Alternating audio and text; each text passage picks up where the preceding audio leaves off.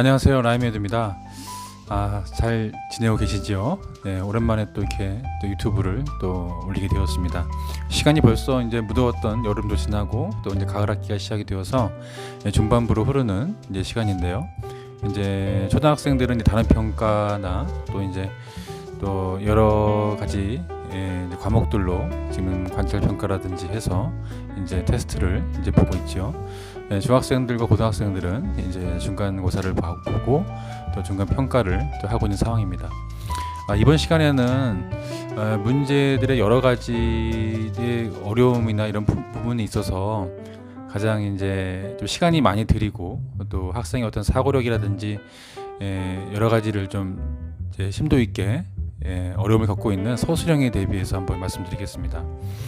요즘에 그 초등학교 이제 수학 문제라든지 또 이제 과학 문제라든지 또 국어 문제라든지 여러 가지 이제 그 과목들 가운데 필요한 부분들이 기본적인 어떤 개념이나 또 설명 위주 단답 형식은 이제 기본으로 이제 가는 상황이긴 하지만 전반적으로의 흐름이나 또 이런 그 방향성은 좀 학생의 어떤 생각이나 또 어떤 유추하는 그런 능력 그리고 사고할 수 있는 부분들을 이제 좀 요구되는 응용적인 문제가 많이 나오고 있습니다.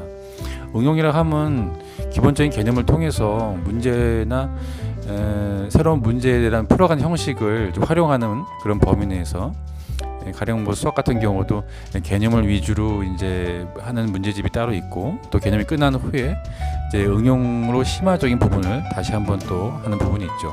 근데 더 나아가서 이제 서술형적인 문제를 접하게 되는데요. 그 서술형이라고 하면 이제 일종의 어떤 그 수학 과목의 타겟을 잡는 게 아니라 이제 더 나아가서 약간 과학적으로도 볼 수 있는 그런 부분들이 있습니다. 가령 초등학교 부분에 이제 그 서술형 문제를 봤었을 때 이제 뭐 가령 뭐 이런 거죠. 장구벌레 그 이제 장수풍뎅이의 다리가 장수풍뎅이가 3마리가 있는데 이제 총 다리는 몇 개인가 했을 때 장수풍뎅이가 다리가 6개라는 거는 미리 알고 있어야 되고 또 물론 사진상에 이렇게 뭐 장수풍뎅이 옆모습이 나와서 봤을 때는 개수가 이제 다리가 이제 총 6개가 안 나오고 한 5개라든지 4개 같이 보이는 어떤 그런 상태가 돼 있죠.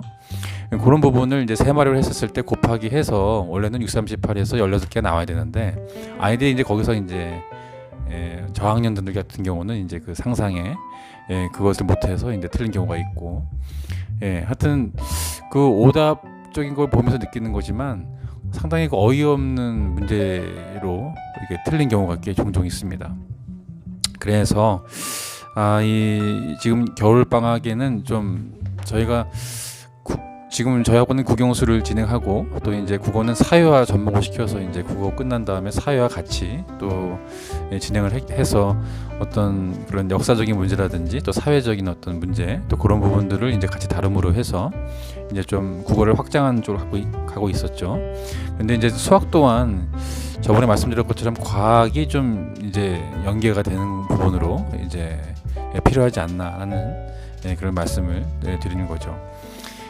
이제 어떤 과목이 타겟으로 이제 한 과목별로 이제 공부하는 것보다도 결국에서는 그 흐름과 방향성이 이제 수학과 과학의 어떤 그 응용하는 부분이 연계가 된다는 이제 그런 부분들이 서술형으로 이제 문제가 풀어간다는 것입니다. 그래서 이제 서술형이라는 대비에 대해서 첫 번째를 봤을 때는 이제 과학 같은 수학 또 수학 같은 과학 뭐 이런 형식인 것 같아요.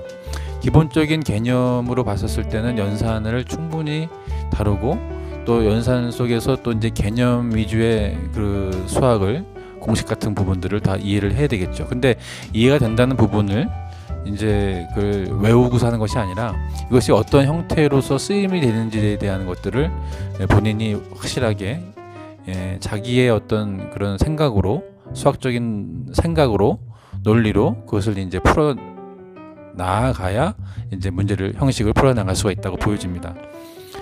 그리고 이제 서술형의 두 번째는 서술형의 어떤 문제점 그 문제를 어떻게 이해하는가 중요한데요. 도대체가 이게 무슨 말인가? 그리고 이게 어떤 의도로서 이것을 하고 있는가에 대해서 이제 캐치를 해야 됩니다. 거의 한 서너 줄에 넘게 이제 문장이 이어지는데 이제 그거에 대한 어떤 해결책과 이런 것들에 대해서 좀 그 응용심화적인 문제가 따로 있는 반면에 이런 서술형 문제는 충분한 그 학생의 그 사고력에 대한 그 깊은 생각을 가지고서 이제 그 생각이 더 필요하다는 말씀이신 거죠. 그래서 깊은 생각을 할 수 있도록 충분한 시간이 가져야 된다. 그것이 중요한 포인트고요. 그 다음에 네 번째는 이제 그러함에서 이제 다양한 문제를 이제 풀어가는데 생각하는 사고력과 그런 부분들을 충분한 시간을 갖고 계속 체크하면서 이제 그 유사한 문제라든지 그런 것들을 좀 이제 그러니까 수학으로 출발해서 이제 서술형에 대비를 했었을 때 그냥 과학 같은 문제집 어떤 그런 것들로 이제 풀어가 나가는 좀 과정 중심의 어떤 문제 풀이가 필요하다고 봅니다. 그래서 지금 정리를 하자면 일단 1차적으로 수학은 개념과 응용 심화 그리고 이제 서술형 대비로 해서 이 세 가지가 더 추가되어서 이제 진행되어야지 않는가 그런 생각을 해보고요. 그래서 이제 지금 겨울 방학이 되었을 때는 이제 좀 이렇게 짜보려고 합니다. 영어하고 국어, 영어가 번역된 부분이 이제 국어로서 볼 수 있는 부분인 거죠. 그 정도의 어떤 난이도가 있고 그리고 그거를 이제 사회와 좀 역사적인 문제를 다룰 수 있는 거기 때문에 그래서 영어, 국어, 사회는 이제 이제 카테고리로 들어간다.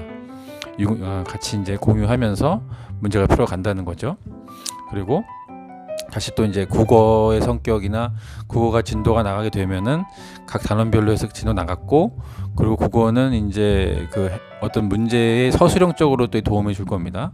그러므로 해서 이 과학과 같이 접목을 시키면서 나갑니다. 그러니까 수학이 먼저 진도를 이제 다 단원별로 끝나게 되어지면은 이제 과학은 한 학기에 그 과학을 연계해서 이제 과학을 같이 진행이 될 것입니다. 물론 이제 저희는 이제 학교 수업을 기준으로 해서 그것에 이제 각 과목별로 진도를 맞추기 단원별로 해서 학교 교육에 도움을 주기 위해서 이제 하는 거기 때문에 일단은 교과 과정을 중심을 일단 하고요. 이 과정이 끝난 후에 이제 좀 서술형과 모든 그 이제 각 과목이 이제 영어, 국어, 영국사, 그 다음에 국어, 사회, 수학이 이제 그 서술형 과목을 풀 수 있도록 이제 도움이 될 거라 생각이 됩니다. 네, 오늘은 좀 서술형 대비에 대해서 좀 이렇게 어떻게 대비할 것인가에서 말씀드렸고요. 이제 좀 더 추가적인 부분으로 또 바라봐야지 않는가. 서술형이 좀 충분한 시간을 갖고, 그러니까 개념과 응용 심화는 좀 문제 풀이에 대해서 좀 훈련을 통해서 한 문제당 뭐 이렇게 이제 나중에는 이제 거의 3분 이내로 풀고 그런 모습도 필요하겠지만, 근데 이 서술형이라는 문제 성격 자체는 그렇게 시간을 이렇게 쫓겨가면서 할 수가 없다. 학생의 어떤 그 수리적인 사고의 힘을 키우기 위해서 그 한국말의 어떤 언어, 또 과학적인 요소적인 부분, 그런 부분들을 이제 깊게 생각할 수 있는 시간들을 좀 이제 학원에서는 충분히 시간을 갖고 풀되, 결국 이제 문제 풀이에 가서는 이제 학생 스스로가 그것조차 좀 정리가 되어 가면서 이제 그 문제를 당황하지 않고 이제 생각을 그 시험 보는 그 시간에 잘 정리해서 나와야 되겠죠. 그래서 그런 부분에 대해서 한번 말씀드려봤습니다. 환절기에 감기 조심하시고요. 네, 건강하시기 바랍니다. 감사합니다.